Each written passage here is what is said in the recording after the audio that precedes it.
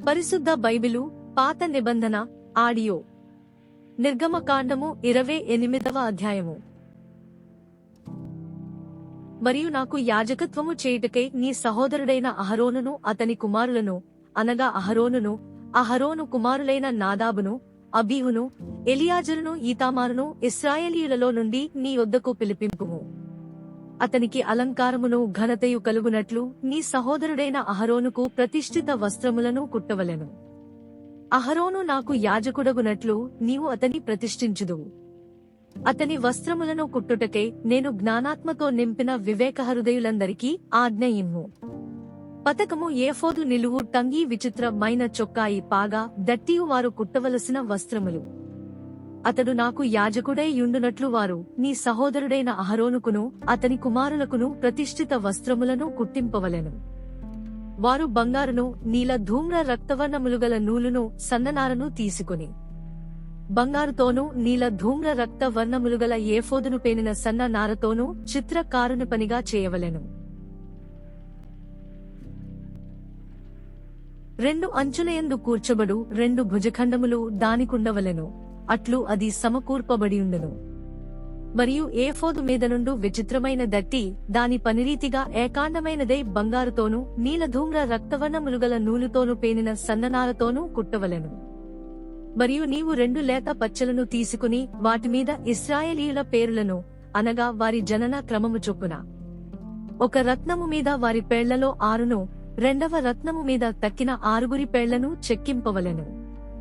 ముద్ర మీద చెక్కబడిన వాటివలే చెక్కెడివాని పనిగా ఆ 2 రత్నముల మీద ఇశ్రాయేలీయుల పేళ్లను చెక్కి బంగారు జవలలో వాటిని పొదగవలెను.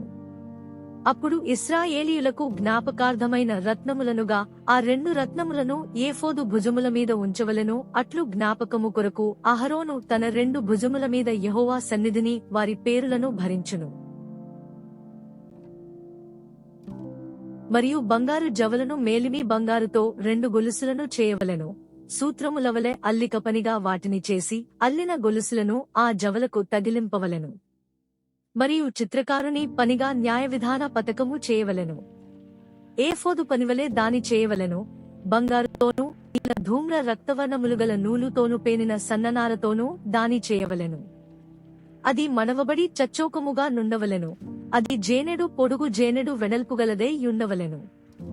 దానిలో 4 పంక్తుల రత్నములుండునట్లు రత్నముల జవలను చేయవలెను. మాణిక్య గోమేధిక మరకతములుగల పంక్తి మొదటిది. పద్మరాగ నీల సూర్యకాంతములుగల పంక్తి రెండవది. గారుత్మతము యష్మురాయి ఇంద్రనీలములుగల పంక్తి మూడవది. రక్తవర్ణపురాయి సులిమానిరాయి సూర్యకాంతములు గల పంక్తి నాలుగవది. వాటిని బంగారు జవలలో పొదగవలెను. ఆ రత్నములు ఇశ్రాయేలీయుల పేరులు గలవై వారి పేరుల చొప్పున 12 ముద్ర మీద చెక్కిన వాటివలే వారిలో ప్రతివాని పేరు చొప్పున 12 గోత్రముల పేరులు ఉండవలెను. మరియు ఆ పతకము అల్లిక పనిగా పేనిన గొలుసులను మేలిమి బంగారుతో చేయవలెను. పతకమునకు 2 బంగారు ఉంగరములు చేసి ఆ 2 ఉంగరములను పతకపు 2 కొసలయందు తగిలించి పతకపు కొసలనున్న 2 ఉంగరములలో అల్లబడిన ఆ 2 బంగారు గొలుసులను తగిలింపవలెను. అల్లిన ఆ 2 గొలుసుల కొసలను 2 జవలకు తగిలించి ఏఫోదు నెదుట దాని భుజముల మీద కట్టవలెను. మరియు నీవు బంగారుతో 2 ఉంగరములను చేసి ఏఫోదు నెదుటనున్న పతకము లోపలి అంచున దాని 2 కొసలకు వాటిని తగిలింపవలెను. మరియు నీవు 2 బంగారు ఉంగరములు చేసి ఏఫోదు విచిత్రమైన దట్టిపైగా దాని కూర్పు నొద్ద దాని ఎదుటి ప్రక్కకు దిగువను ఏఫోదు 2 భుజభాగములకు వాటిని తగిలింపవలెను. అట్లు అహరోను పరిశుద్ధ స్థలములోనికి వెళ్ళు నప్పుడు అతడు తన రొమ్ము మీద న్యాయ విధాన పతకములోని ఇశ్రాయేలీయుల పేళ్లను నిత్యము యెహోవా సన్నిధిని జ్ఞాపకార్థముగా భరింపవలెను. మరియు నీవు న్యాయ విధాన పతకములో ఊరీము, తుమీమము అనువాటిని ఉంచవలెను. అహరోను యెహోవా సన్నిధికి వెళ్ళునప్పుడు అవి అతని రొమ్మున ఉండునట్లు అహరోను యెహోవా సన్నిధిని తన రొమ్మున ఇశ్రాయేలీయుల న్యాయ విధానమును నిత్యము భరించును. మరియు ఏఫోదు నిలువుటంగీని కేవలము నీలిదారముతో కుట్టవలెను. దాని నడుమ తల దూరుటకు రంధ్రము ఉండవలెను.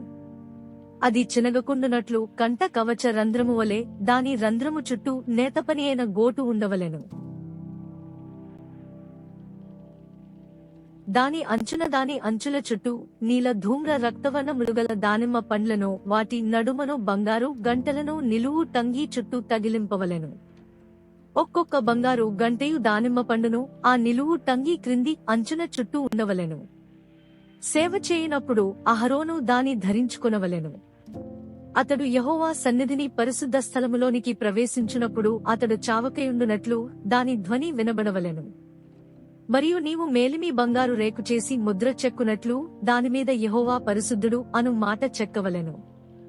అది పాగా మీద ఉండునట్లు నీలి సూత్రముతో దాని కట్టవలెను. అది పాగా ముందటి వైపున ఉండవలెను. తమ పరిశుద్ధమైన అర్పణలన్నిటిలో ఇశ్రాయేలీయులు ప్రతిష్ఠించు పరిశుద్ధమైన వాటికి తగులు దోషములను అహరోను భరించునట్లు అది అహరోను నొసట ఉండవలెను. వారు యెహోవా సన్నిధిని అంగీకరింపబడునట్లు అది నిత్యమును అతని నొసట ఉండవలెను. మరియు సన్న నారతో చొక్కాయిని బుట్టాపనిగా చేయవలెను. సన్న నారతో పాగాను నేయవలెను, దట్టిని బుట్టాపనిగా చేయవలెను. అహరోను కుమారులకు నీవు చొక్కాయలను కుట్టవలెను, వారికి దట్టీలను చేయవలెను, వారికి అలంకారమును ఘనతయు కలుగునట్లు కుళ్ళాయలను వారికి చేయవలెను. నీవు నీ సహోదరుడైన అహరోనుకును అతని కుమారులకును వాటిని తొడిగింపవలెను. వారు నాకు యాజకులగునట్లు వారికి అభిషేకము చేసి వారిని ప్రతిష్ఠించి వారిని పరిశుద్ధపరచవలెను. మరియు వారి మానమును కప్పుకొనుటకు నీవు వారికి నారలాగులను కుట్టవలెను. వారు ప్రత్యక్షపు గుడారములోనికి ప్రవేశించునప్పుడైనను పరిశుద్ధ స్థలములో సేవ చేయుటకు బలిపీఠమును సమీపించునప్పుడైనను వారు దోషులై చావకయుండునట్లు అది అహరోను మీదను అతని కుమారుల మీదను ఉండవలెను.